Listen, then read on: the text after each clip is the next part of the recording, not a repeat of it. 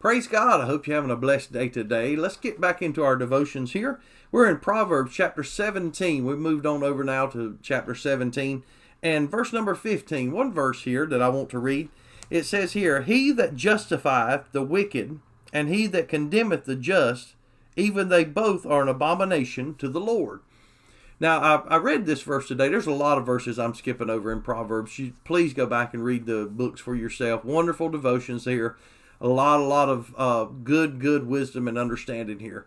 But I wanted to read this today because it reminds me so much of the day we're living. And I'm sure there's always been these things that's happened all throughout the generations. But I'm living now, so I just have to pull from right now when I'm living.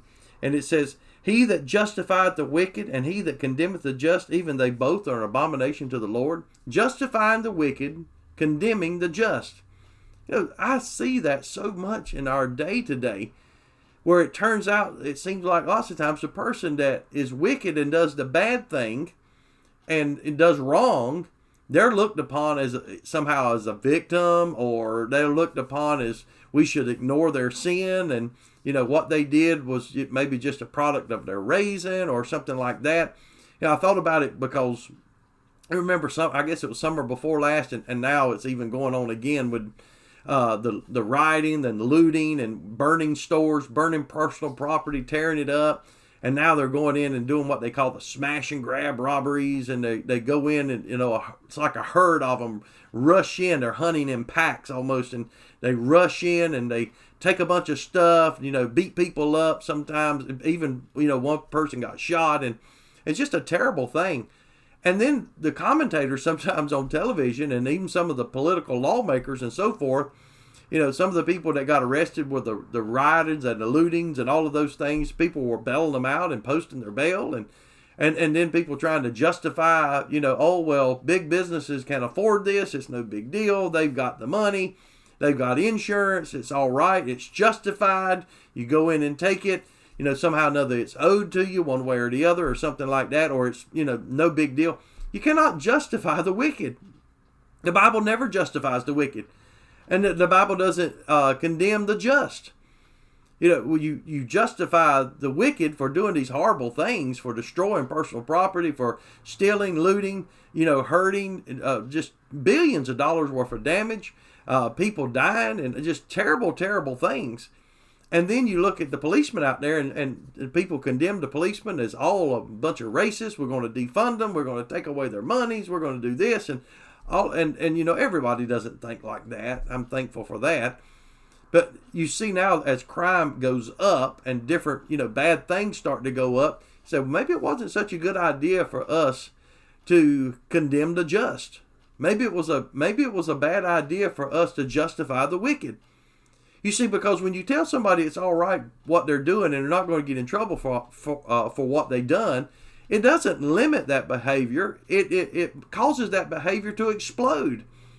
Because if somebody gets away with robbing a store, somebody gets away with burning a building, somebody gets away with destruction of public property and things such as this, and destroying things, and nothing happens to them, and there's no consequences to their actions, that doesn't cause them to stop doing it.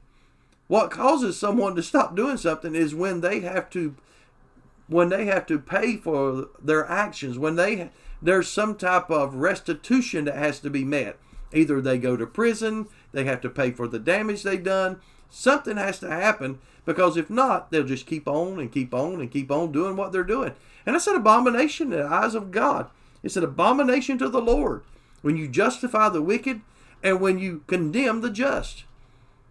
Calling good evil and evil good. Yes, that's what one of the prophets talked about in the Old Testament.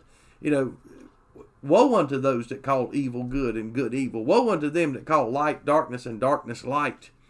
Oh, yes. It's no wonder the prophet, I think it was the prophet Isaiah that said this from the Old Testament there. Because he saw what was happening, and yes, there's always been those that would condemn the just, and there's always been those that would justify the wicked.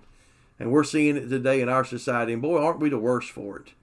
When we do this, we're sending a message to young people, especially. When I say young people, 18, 30, 25, 30, 35 years old, the ones that are mostly in these rioting and looters and all of these college age students, all in that age group. When we see that, we're not doing them any favors.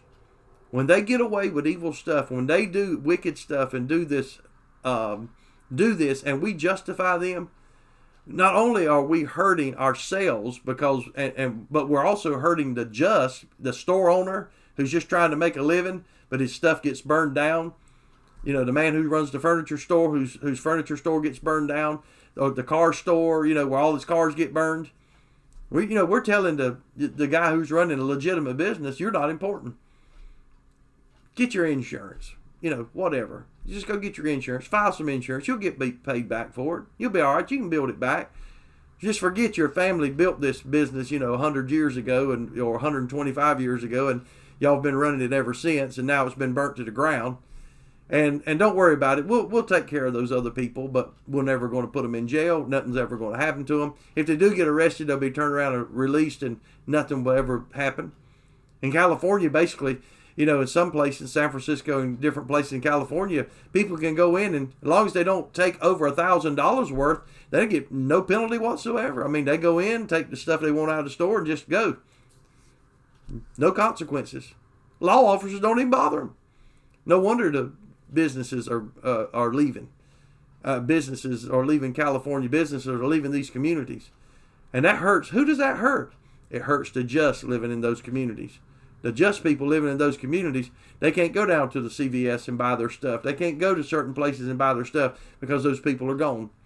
Those people have left because they were treated poorly. And the unjust, the wicked, were treated well, and the righteous were treated like the wicked. Yes. Look at it and think about it. You'll see it. You see it in our news today. God said that's an abomination. And yes, the Lord will judge our nation for these practices. And boy, it's already here. God bless you. I hope you enjoyed this today. I know it's almost like a little sermon in itself, but share it with someone else, because these things are happening, and we need to pray. We need to pray for our nation and pray for our young people. God bless you. Have a great day.